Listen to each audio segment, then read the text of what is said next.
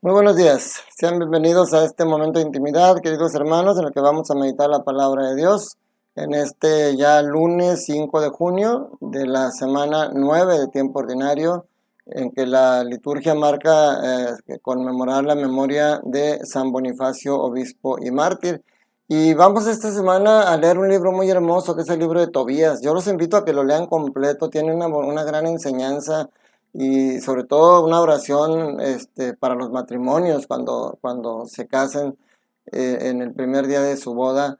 Viene una oración muy hermosa cuando dice Tobías en el día de su noche de bodas. Pero bueno, hoy vamos a iniciar con el capítulo primero, del versículo 3 y del 3 al final, y luego el capítulo 2, versículos del 1 al 8. O sea, obviamente no vamos a leer todo el libro, se van salteando algunos versículos, por eso los invito a que ustedes lo lean tranquilamente en su casa.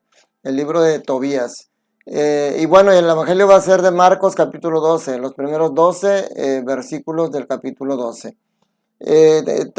Tobit, que es el padre de Tobías, era un israelita muy piadoso, un israelita muy temeroso de Dios, que sufrió el destierro y que era una persona que daba, le gustaba aplicar la justicia y daba muchas limosnas, se preocupaba mucho por las personas desamparadas y necesitadas.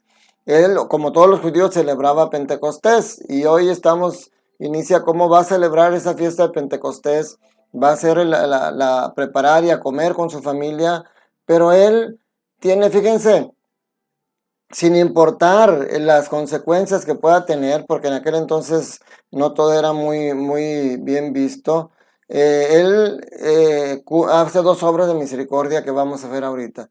Él envía a su hijo a buscar a una persona de los pobres que encuentre por la calle y lo lleve para que cene con ellos, para que celebre la fiesta de Pentecostés con ellos. O sea, es dar de comer al hambriento. Es una de las obras de misericordia y Tobit lo hacía. Pero en esta ocasión su hijo va y lo que encuentra es a un israelita pobre asesinado, que está tirado todavía en la calle, y va y le dice a su padre que se encontró a un hombre muerto en la calle y dice, y deja todo, no come, dice, hasta que vaya a cumplir con esa obra. Pero para cuidar las formas y los tiempos, dice, va y lo pone en un lugar seguro hasta que sea el momento que pueda ir a sepultarlo. Y después, porque fíjense cómo dice, me levanté, de un salto me levanté de la mesa sin probar bocado y llevé el cadáver a una casa hasta que el sol se ocultara y lo pudiera sepultar. O sea, como quiera tomaba sus precauciones porque no permitían que sepultaran, querían que dejaran a las personas que se murieran a la vista de todos. Volví a mi casa, me lavé y comí con lágrimas mi pan, recordando las palabras del profeta Amós. O sea, era una persona de mucho corazón, de mucha piedad para la gente. Y finalmente, dice, ya cuando el sol se metió, cavó una poza y sepultó a este hombre. Pero obviamente las personas que lo veían, sus vecinos, se burlaban de él. Le decían, ese hombre nunca va a escarmentar. Ya una vez lo condenaron a muerte por eso mismo, delito, pero se escapó y ahora sigue enterrando a los muertos.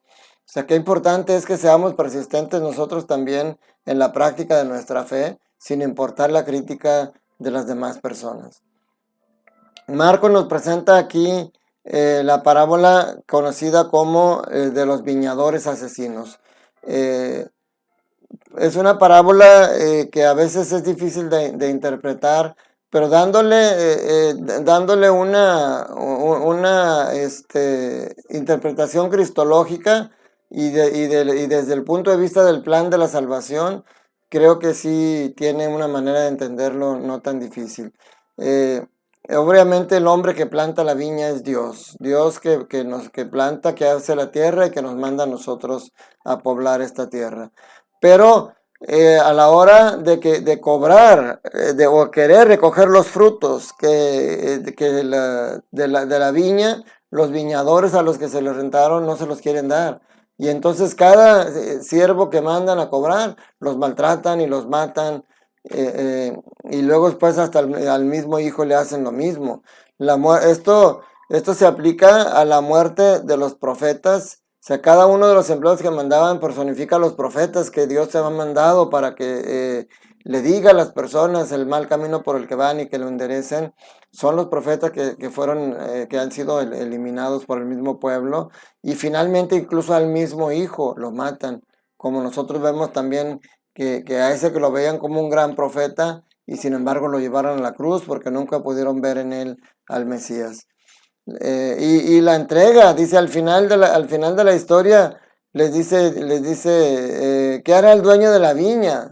Vendrá y dicen, vendrá y acabará con esos viñadores y irá a dar la viña a otros. Esto es importante porque la entrega a otros viñadores refleja la historia del pueblo de Israel. Cómo pierde el protagonismo por todo esto, por no hacer caso a los profetas, por matarlos, incluso por después entregar al propio hijo. Pierde el papel importante que Dios le había dado como el pueblo elegido, como el pueblo en el que quería vivir, y por eso la salvación se envía y también a los paganos. Obviamente Dios quiere la salvación de todos, pero el pueblo elegido era el inicial y ellos mismos lo rechazaban. Después vemos en el libro de los Hechos de los Apóstoles cómo narra que cuando iban los discípulos, los apóstoles, a llevar el evangelio, muchos judíos no los querían escuchar y les decían, se rasgaban las vestiduras y decían, ustedes han sido elegidos, pero no se sienten dignos del amor de Dios, entonces lo llevaremos la palabra de Dios a los paganos. Y eso es lo que hacen, y eso es lo que refleja esto de entregar la viña a otros viñadores. No permites que esa salvación que es para ti la disfruten otros. Tú tienes que entregar buenas cuentas. El Señor te ha dado esa viña, que el Señor te ha dado es tu vida. El Señor te ha dado tu vida para sembrarla aquí en este mundo y para que dé frutos. Y el Señor te va a pedir cuentas de cuáles son esos frutos que estás dando. Entonces, si cuando tú te presentes a Él, te presentas con las manos vacías o con frutos podridos por tus malas obras, pues la salvación que era para ti se la va a dejar a otra y tú vas a quedar del lado izquierdo entre las llamas. Dios no amenaza, pero Dios no engaña. Siempre nos deja ver, lo decíamos el día de ayer, el que cree será salvo, tendrá una vida plena en esta vida y la vida eterna al lado de Dios. Pero el que no cree ya está condenado, y la condenación será vivir en el lodo en esta vida y vivir la eternidad alejado de Dios. ¿Cuál es el camino que tú quieres seguir? Eso depende de ti y depende de mí cuál es el camino que yo quiero seguir. Y el motivo de juntarnos todos los días a meditar la palabra de Dios precisamente es a llenarnos de herramientas, a llenarnos del conocimiento de Dios, a llenarnos del amor de Dios, para que, como decía el domingo Moisés, somos un pueblo de cabeza dura, pero con el perdón de Dios y con la misericordia de Dios y con el apoyo de Dios podemos levantarnos cada vez que nos caigamos para seguir caminando al encuentro del Señor. Y yo quiero que lo sigamos caminando juntos y que invitemos a más personas a que se unan en este caminar diario a través de este evangelio. ¿Y cómo lo podemos hacer? Comparte estos videos, regálame un like para que entre más likes tenga un video, más se presenta. Cuando alguien busque la homilía de hoy, se van presentándole como opciones primero aquellas que han tenido más likes. Entonces yo te pido que me regales un like, que te suscribas para que cada vez seamos más personas y que compartas esto, porque hay otras personas que pueden estar necesitando hoy saber que Dios lo ama, como tú sabes que Dios te ama y que Dios quiere que seas feliz. Que la bendición de Dios Todopoderoso, Padre, Hijo y Espíritu Santo, descienda sobre ustedes, sus familias, trabajos, escuelas y permanezca para siempre. Recuerda, Dios te ama, Dios quiere que seas feliz y quiere que los que estén a tu lado, sean felices porque tú compartes esa felicidad con ellos. Te mando un fuerte abrazo y un saludo. Especialmente hoy quiero saludar a Cristóbal Velázquez, que también me ha hecho algunos comentarios. No sé de dónde es, no sé de dónde me escribe, pero le mando un saludo afectuoso, igual que a todos ustedes, y un fuerte abrazo. Cuídense mucho, que estés bien.